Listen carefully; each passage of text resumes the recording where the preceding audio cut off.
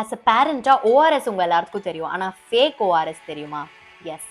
Fake ஓஆர்எஸ்னு இருந்தது. அதுக்கு எதிர்த்து நாமெல்லாம் கேஸ் போட்டோம். ஆனா 2 நாள்ல அந்த கேஸை டிஸ்மிஸ் பண்ணிட்டாங்கப்பா நம்ம கவர்மெண்ட்.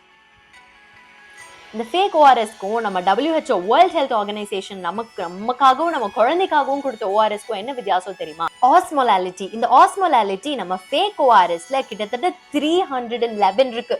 ஆனா WHO அப்ரூவ்ட்ல 245 தான் இருக்கு. அண்ட் மோர் ஓவர் உங்க குழந்தைக்கு வாமிட்டிங் டயரியா வரப்போ தண்ணி மட்டும் அவங்க வேஸ்ட் பண்றது இல்ல, நிறைய எலக்ட்ரோலைட்ஸ் சால்ட்ஸும் போகுது, சோடியம் பொட்டாசியம் இந்த மாதிரி.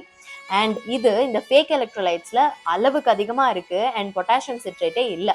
ஆனா இந்த இம்ப்ரூவ்ட் WHO உங்களுக்கு சிட்ரேட் அண்ட் பொட்டாசியம் இருக்கு. இந்த சால்ட் பிளஸ் வாட்டர் உங்க குழந்தைக்கு கொடுக்குறப்பதான் அவங்களுக்கு திரும்ப எனர்ஜி அண்ட் ரெப்ளினிஷ்மெண்ட் வந்து அவங்க டயர்ட்னஸ்ல இருந்து ஓகே ஆவாங்க. ஸோ அதனால இந்த நாலேஜோட நெக்ஸ்ட் டைம் உங்க கவுண்டர்ல ஓஆர்எஸ் பேக்கெட் கொடுக்குறாங்கன்னா அதை பின்னாடி திருப்பி அதோட ஆஸ்மோலாலிட்டி அண்ட் அதோட சால்ட்ஸ் கான்சென்ட்ரேஷன் என்னன்னு பார்த்துட்டு கரெக்டானதை வாங்கி உங்க குழந்தைக்கு கொடுங்க. அண்ட் இந்த மாதிரி மோர் யூஸ்ஃபுல் டிப்ஸ்க்கு this is a medical student Ammo from med school. Do subscribe, share, love, take